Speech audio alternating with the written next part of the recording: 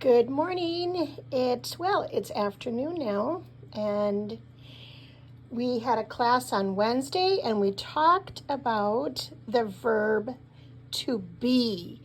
So here's a little bit of a play on words: to be or not, and I didn't have the number to be. Así, bienvenidos a la clase de español. Y vamos a hablar hoy de to be, ser and estar. So if you remember, we were talking about the question words. ¿Quién, qué, dónde, cuándo, por qué? ¿Cómo, cuál, cuánto, because, por qué, and a dónde, to where.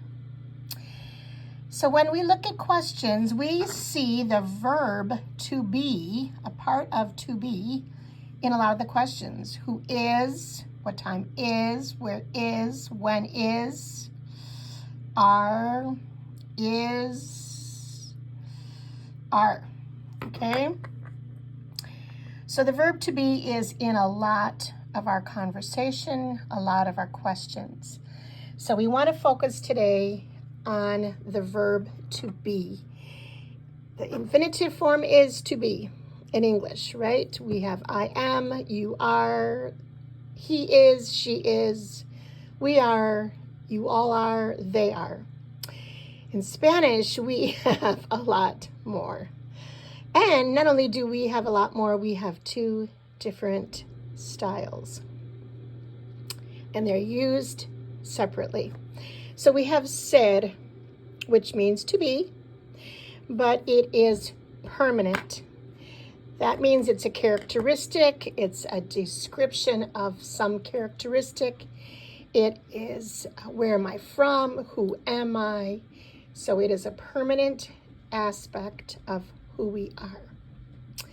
Then we have estar, which is temporary. It is also used in a compound verb form. It is also used with location. So you can see that the verb to be is a lot more complicated than what we know in English. But we're just going to break it down a little bit, okay? So don't stress right now. Just hang in there with me. All right, do you remember the people? First person, second person, third person, singular and plural. I is yo. You, informal, tú. Now, we don't have an informal and a formal you, but they do. He, él, she, ella. It would be ello if we just use the word it, but we'll figure that out later. And then you, formal, is usted. The plural, nosotros is we. Vosotros is you all, informal. You all from down south. Ellos and ellas is they. Your masculine, your feminine. And then you all, oopsie, forgot to write. You all, formal, is ustedes. Let me just add that in there. You all, formal, is ustedes. So if we're looking at, let's just look at ser right now. We'll not get overwhelmed. Looking at ser, it's going to be yo soy. Remember how we talked about with our AR verbs, you take off the ending. Well, now I'm introducing you to an ER verb. So instead of it ending with an AR, as estar does, it ends in an ER. And I said that we take off those last two letters and then we replace it. Well, ser is irregular, and I laugh because I know what it's like. It's frustrating, it's hard, and it's an aspect of memorization. So I suffer with you, but don't stress, okay? So ser is yo soy is first person. Tú eres is second person.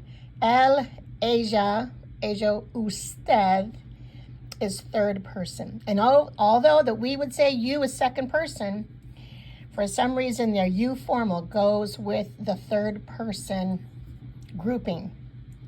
So I would say yo soy, tú eres, él es, ella es, ello es, usted es.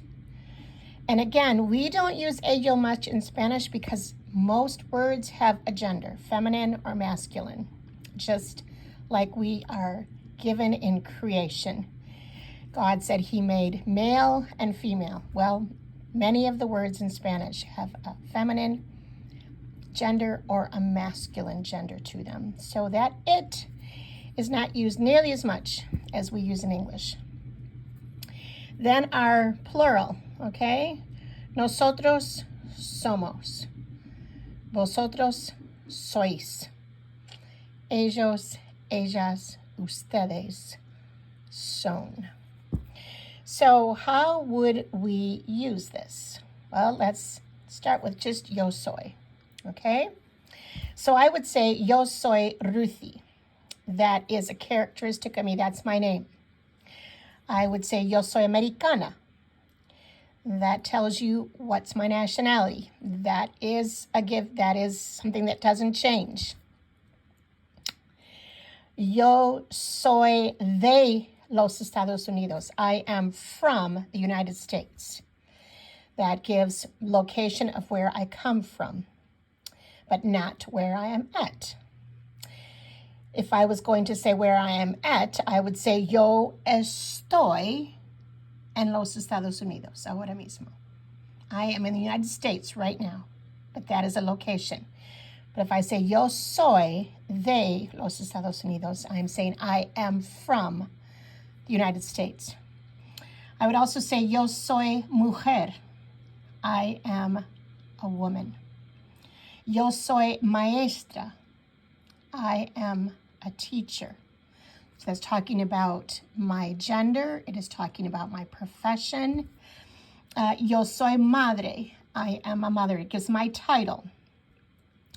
Yo soy la más chica de la familia. I am the youngest of the family.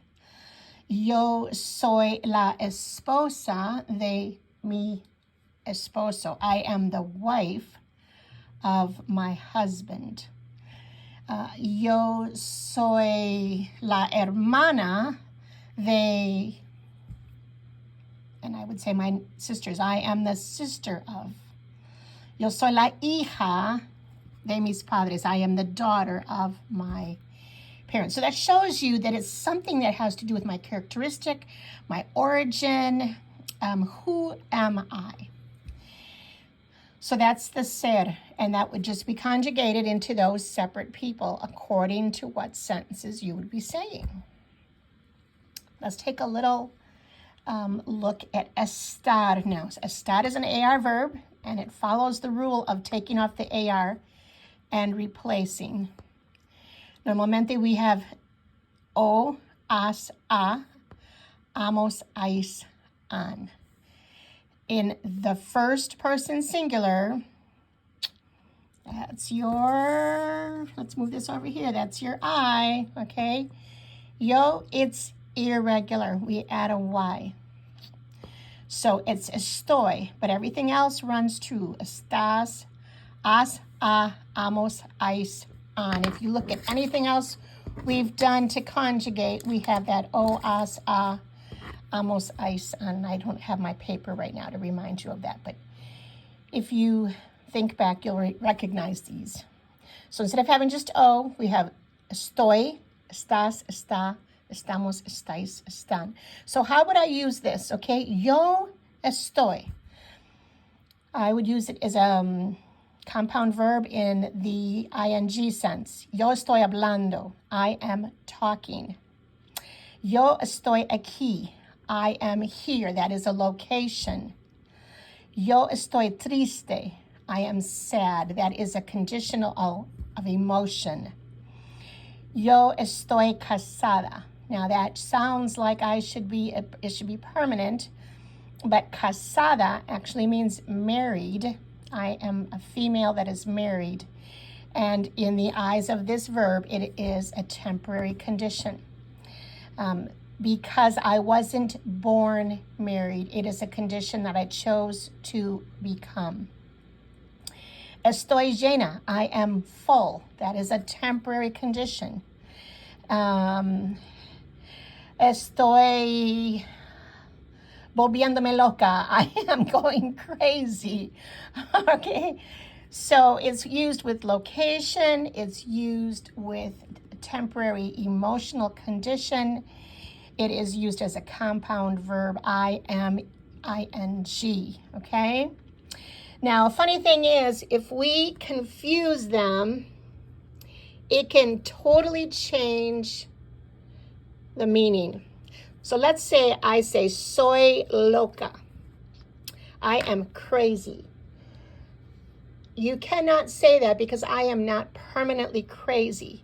But if you were to say soy loca, you would be giving the idea that you are mentally depraved, and that is a condition of yourself. If I say estoy loca, that is a temporary condition, and right now I'm going a little crazy. When we think about time, we would say right now, son las 11, oh, it's still the morning. Son las 11:20. Okay? So it's giving an hour. The hours never change. Every day there's an 11 o'clock. Every day there's a 12 o'clock, even though the time changes throughout the day. So I say that question, ¿qué hora es? What time is it? You see that is ace. It is our, where are we here? Where are we? Here we are. It is our permanent condition. But if I was to say, what time does the movie start? Está a las 11. It is at 11. It is giving a description, a temporary, because they don't show that movie every single day at 11 o'clock. So this is just a simple introduction to these two concepts, but this is the verb to be. Ser is your permanent. Estar is your temporary. And I hope that before you throw in the towel, you will just give yourself a little bit of grace and you will just start to enter into this beautiful world of to be or not to be. Que tengas un buen día. La próxima clase, our next class will be Wednesday at 6. And then remember, our Saturday class is at 11. Take care. Bye-bye.